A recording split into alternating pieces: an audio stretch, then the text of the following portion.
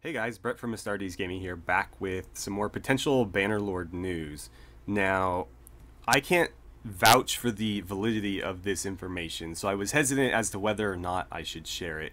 But I figured I would go ahead and make a video on it, and you guys can decide for yourself how true this might be, or wait for confirmation of it. But anyway, on the Mountain Blade 2 Bannerlord group on Steam, they basically cover any information that comes out regarding Bannerlord. They'll post an announcement regarding it and then discuss it in the comments. So if you guys want to see more stuff like this, definitely join that group. I'm part of it myself. It helps me stay up to date with everything going on with the game. And so if you want to definitely go ahead and join. So basically, an article leaked today regarding the real reasons for the delay of the game. And there's nothing like completely groundbreaking or earth-shattering here. Basically, I'm going to just paraphrase it really quickly for you, and if you want to read the whole thing word for word, obviously, find the article in the Steam group. But basically, this was an interview done by some unknown website.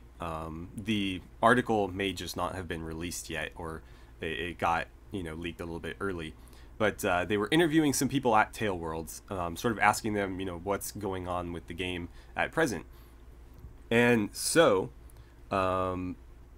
basically what they're saying here is like nobody's stalling the game intentionally, which I don't think many people thought. Of course, there's a few people that think it's like vaporware or something, even though we didn't actually pay anything for Bannerlord yet. But basically, they say nobody's stalling the game. They're basically just running into hurdles with the development of the game that you might expect from somebody trying to develop such an ambitious game as Bannerlord. And so the first question that the interviewer asks is, basically, can static objects like walls and things be destroyed with siege equipment? And the developer says yes, they intend to have that in the game. However, they're struggling with calculating particle physics and things like that. Basically, what they want in game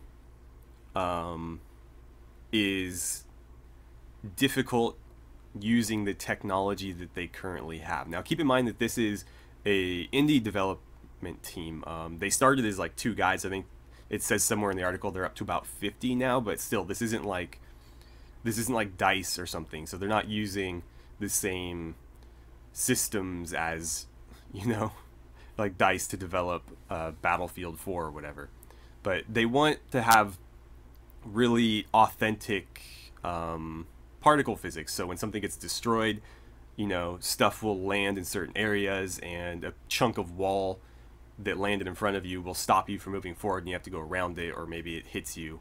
And so they're running into issues with that, as well as how to implement that on the multiplayer servers. So when you're playing against other people, those particles are going to land in essentially the same places for everybody and affect everybody the same way.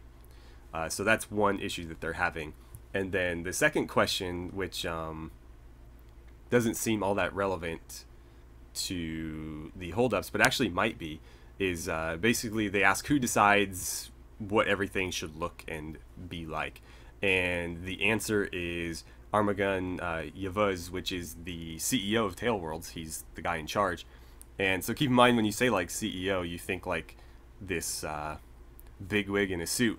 But he is just like the original, one of the original 2 that founded Tail Worlds. So this is an indie company, and he's, not like some puppet master in the shadows. He's just another game developer that happens to be the one in charge. And so basically everything has to go through him, and I imagine that creates a lot of bottlenecks, because if he's the one that has to decide, the aesthetics of everything, the function of everything before it gets done, that gives him a lot to do. To compare, I'm not sure exactly how much oversight somebody like Todd Howard at Bethesda has on like an Elder Scrolls or Fallout game. Obviously, his job is to oversee the development of those games, but whether or not he has his hand in every little detail, I'm not sure. I would assume not. Obviously, there are at a development company that size, you're going to have like art directors and things like that who basically have control over those things. And then Todd Howard basically just says like, I like what you're doing, keep it up. Here, Armagon is basically the art director, he's the gameplay director, everything like that. So he's got a lot to do.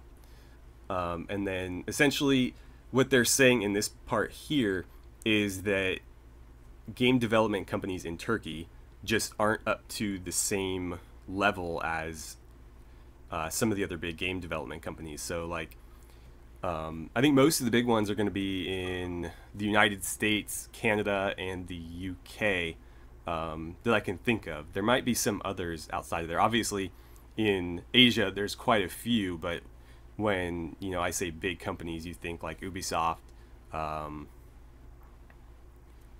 what else? I mean, like, yeah, I guess you have Nintendo in Japan, and I don't know how many there are in China. It seems like an infinite number. But basically, Tailworlds is the biggest game development company in Turkey, and their methods, their processes, their technology and everything just isn't up to the same level. And so they're still sort of learning how to do certain things. Like, for example, the particle physics issue. They know what they want to do, and they know it can be done. They're just not sure how to do it and with what technology they need to use to get it done. So they're still sort of learning as they go, and they're basically an indie company trying to become a AAA company and produce a AAA game at the same time. And so obviously there's going to be a lot of struggles with that. We've heard rumors of, you know, important people leaving. We've heard rumors of engine issues. And so I imagine this is all a product of that. And so basically that is it for the article. Again, if you want to read it for yourself, just join the Steam group. It's the latest announcement.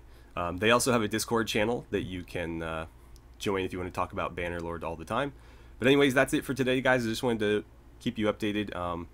Obviously, again, I can't vouch for the validity of this. It's a leak, so until the actual article comes out, we won't know if this is true or not. It seems true enough to me. Like, none of this is something that I wouldn't believe if somebody told me. None of it, again, is like earth-shattering. It's all stuff that seems logical and what you might expect. But anyways, thank you guys for watching. Stick around for more Bannerlord news, and I'll see you guys next time.